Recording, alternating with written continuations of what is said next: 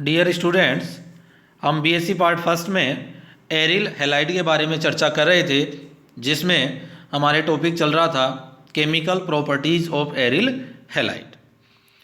तो aryl halide की chemical properties को दो भागों में डिवाइड करके हमने अध्ययन किया। उसके अलावा अन्य रिएक्शंस भी हैं जिनकी आज हम चर्चा करेंगे। दो टाइप की रिएक्शन कौन कौन सी? एक तो बेंजीन रिंग के कारण और हैलोजन के कारण।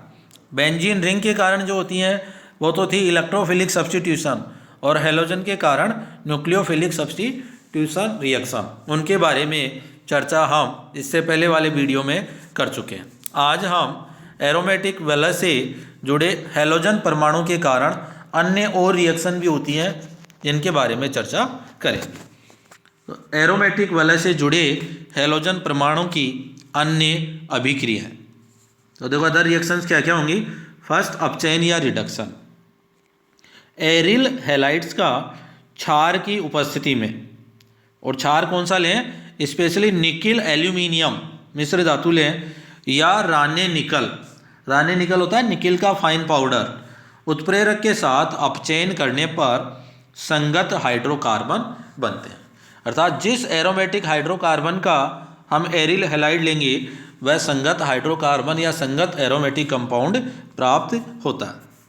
जैसे हमने लिया क्लोरोबेंजीन, और क्लोरोबेंजीन का अपचयन करें nickel aluminium alloy in presence of base, तो क्या बन जाता है? बेंजीन का फॉर्मेशन होता है और साथ में HCl निकल जाता है। इस तरह से एरिल हैलाइड के अपचयन से संगत हाइड्रोकार्बन बनते हैं। दूसरी रिएक्शन है उल्मान अभिक्रिया या उल्मान रिएक्शंस। इंपॉर्टेंट रिएक्शन है, बहुत बार नेम रिएक्शन से भी पूछी जाती है कि उल्मान अभिक्रिया क्या होती है, या write short note on Ullmann reaction. तो देखो उल्मान अभिक्रिया क्या होगी। एरिल हैलाइड को कॉपर चूर्ण लें, तांबा या कॉपर का चूर्ण लें, और उसके साथ एक सील बंद नलिका में गर्म करें। तो सील बंद नलिका में गर्म करने पर डाई एरिल प्रोडक्ट बनते हैं। इस अभिक्रिया को उल्मान अभिक्रिया कहा जाता है। तो देखो अभिक्रिया हो रही है C6H5I, दो एरिल आयोडाइड लें इन प्रेजेंस ऑफ कॉपर, और इसको एयर टाइट ट्यूब में गर्म करें तो ये बन जाता है डाई एरिल या डाई बेंजीन या डाई फेनिल, और Cu2I2 निकल जाता है। इस तरह से डाई एरिल प्रोडक्ट किसकी उपस्थिति में? कॉपर की उपस्थिति में। उस अभिक्रिया को नाम देते हैं उल्मान अभिक्रिया। सेम इसी टाइप की एक दूसरी अभिक्रिया और होती है जिसे हम अभी चर्चा करेंगे आगे चल के, वो होती है फिटिंग अभिक्रिया। दोनों में केवल मेटल का चेंज है। यदि कॉपर मेटल लेते हैं तो उसका नाम था उल्मान अभिक्रिया, और सोडियम मेटल लेंगे उसका नाम होगा फिटिंग अभिक्रिया। तो देखो एरिल हैलाइड का क्रियाशीलता क्रम क्या हो जाएगा। एरिल हैलाइड लें, आयोडाइड के साथ रिएक्शन सबसे फास्ट होगी, iodide, then bromide, chloride and fluoride. और हैलोजन की ऑर्थो या पैरा पोजीशन पर इलेक्ट्रॉन अट्रैक्टिंग ग्रुप उपस्थित होने पर एरिल हैलाइड की रिएक्टिविटी बढ़ जाती है। जैसे हमने यहाँ लिया एरिल आयोडाइड, यदि इसकी ऑर्थो पोजीशन पर सपोज NO2 जोड़ दें, इस तरह की कंडीशन हो कि ये I और इसकी ऑर्थो पोजीशन पर क्या जुड़ा हो? NO2, तो इसके दो अणुओं में कॉपर की प्रेजेंस में जुड़ने की क्रिया या उल्मान अभिक्रिया बहुत फास्ट हो जाएगी। तो ऑर्थो या पैरा पोजीशन पर इलेक्ट्रॉन आकर्षित समूह उपस्थित होने पर उल्मान अभिक्रिया की क्रियाशीलता बढ़ जाती है। नेक्स्ट देखते हैं वुड्स फिटिंग अभिक्रिया। देखो वुड्स अभिक्रिया हमने पहले पढ़ी है, आज है वुड्स फिटिंग, और इसी के साथ आगे पढ़ेंगे हम फिटिंग। तीनों सेम। इस तीनों में क्या डिफरेंस है कि यदि केवल एल्किल हैलाइड लें, एल्किल हैलाइड के दो अणु लें और अभिक्रिया सोडियम की उपस्थिति में करें तो हैलोजन हटकर दोनों एल्किल यूनिट जुड़ जाती हैं, उसका नाम तो होगा वुड्स अभिक्रिया। और दोनों यदि एरिल हैलाइड या फेनिल रिंग ले लें तो उसका नाम होगा फेनिल से फिटिंग अभिक्रिया। और दोनों का एक एक ले लें, एक एल्किल हैलाइड और एक एरिल हैलाइड, और दोनों आपस में जुड़े, उसको नाम देते हैं वुड्स फिटिंग अभिक्रिया। तो देखो तीन अभिक्रियाएं हो जाती हैं, तीनों अभिक्रियाएं सोडियम की प्रेजेंस में होती हैं। और बहुत बार पूछी जाती हैं, तो तीनों में कन्फ्यूजन नहीं हो। केवल एल्किल हैलाइड लेने पर वुड्स, केवल एरिल हैलाइड लेने पर फिटिंग, और दोनों का एक एक मॉलिक्यूल लेने पर वुड्स फिटिंग। तो देखो आज है वुड्स फिटिंग अभिक्रिया। तो एरिल हैलाइड के ईथरीय विलयन को सोडियम की उपस्थिति में एल्किल हैलाइड के साथ अभिकृत या अभिक्रिया करवाने पर एल्किल बेंजीन बनती है। इस अभिक्रिया को वुड्स फिटिंग अभिक्रिया कहते हैं। देखो ये तो एरिल हैलाइड सोडियम की उपस्थिति में, दूसरा क्या ले लिया, एल्किल हैलाइड। तो एक तो हो गया एरिल और दूसरा एल्किल, दोनों के हैलोजन को सोडियम हटा देता है और दोनों यूनिट आपस में जुड़ जाती हैं, और इस अभिक्रिया को नाम देते हैं वुड्स फिटिंग अभिक्रिया। देखो इसमें नोट लगाकर इसके सेकंड पार्ट को लिखा है कि एरिल हैलाइड के ईथरीय विलयन को सोडियम धातु की उपस्थिति में एरिल हैलाइड से रिएक्शन करवाई जाए। एरिल हैलाइड के दो अणु लें और सोडियम की उपस्थिति में अभिक्रिया करवाने पर डाई एरिल बनते हैं, और इस अभिक्रिया को हम फिटिंग अभिक्रिया कहते हैं। तो देखो अभिक्रिया होगी C6H5Cl रिएक्ट विद सोडियम, और साथ में दूसरा मॉलिक्यूल भी किसका है, C6H5Cl। तो दोनों C6H5 आपस में जुड़ जाते हैं और डाई एरिल बनते हैं, साथ में निकल गया NaCl। इस अभिक्रिया को फिटिंग अभिक्रिया कहते हैं। नेक्स्ट रिएक्शन है कार्ब धात्विक यौगिकों का निर्माण। एरिल हैलाइड मेटल्स के साथ क्रिया करके ऑर्गेनोमेटेलिक कंपाउंड्स बनाते हैं। तो देखो कौन कौन सी धातुओं के साथ क्रिया कर रहे हैं। फर्स्ट है Mg या मैग्नीशियम के साथ क्रिया, ये हमने एल्किल हैलाइड में भी पढ़े हैं। एल्किल हैलाइड की अभिक्रिया मैग्नीशियम से करवाने पर एल्किल मैग्नीशियम हैलाइड बनते हैं, जिन्हें ग्रिग्नार अभिकर्मक कहते हैं।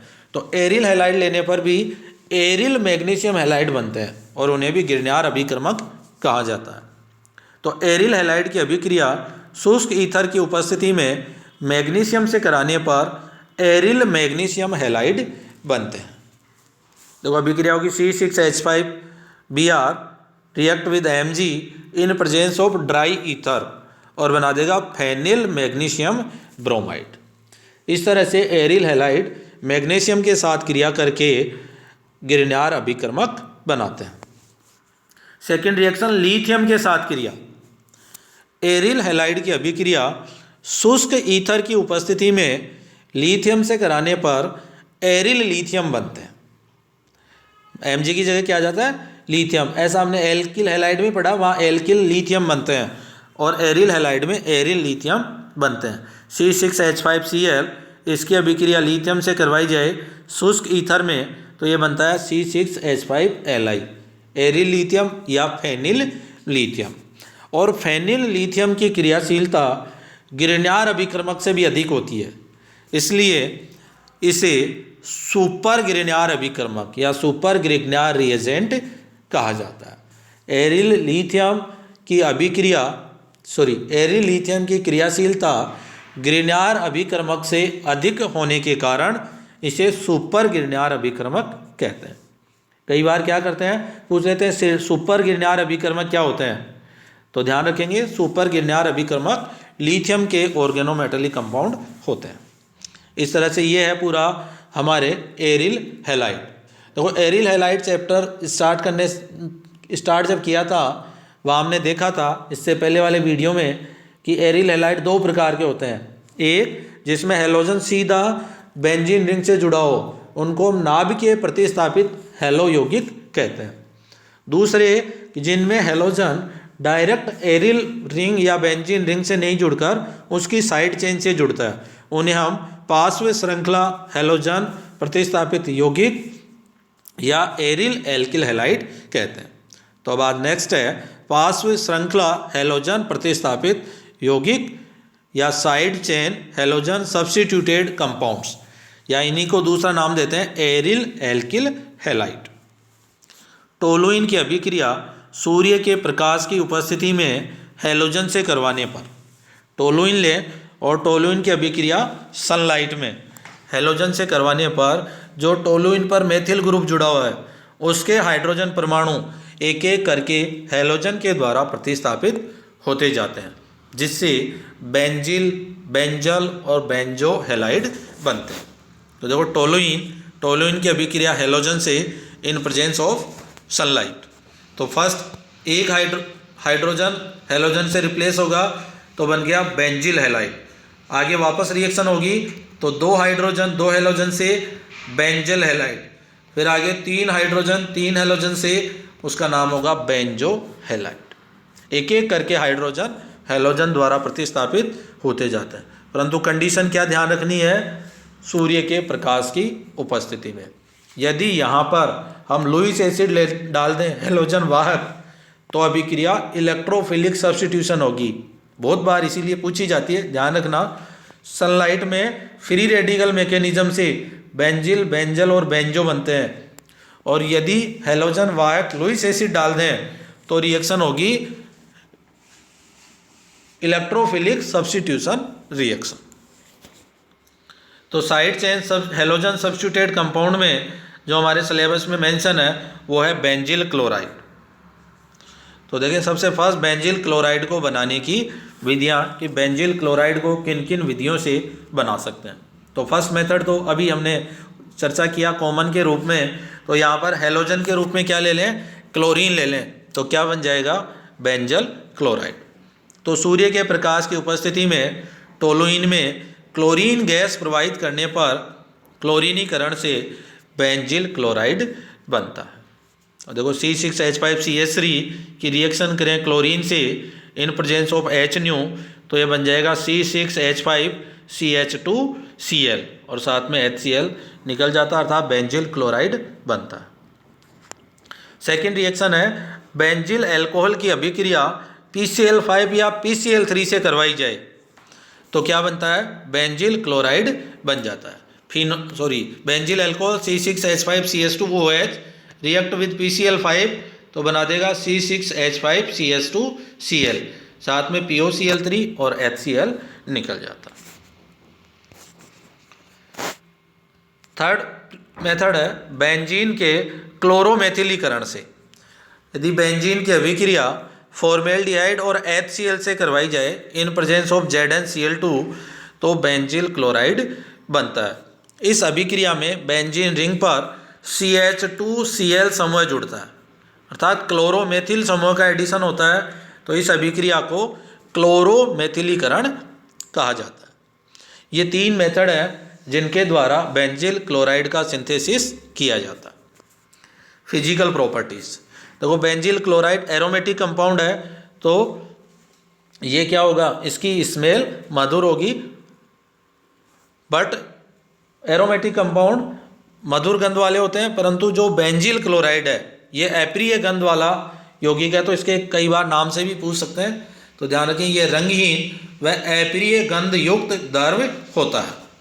इसकी वाष्प जो है वो अश्रुकारी होती है, इसकी वाष्प से आंखों में आंसू आने लगते हैं तथा चमड़ी या स्किन पर उत्तेजक प्रभाव डालता है।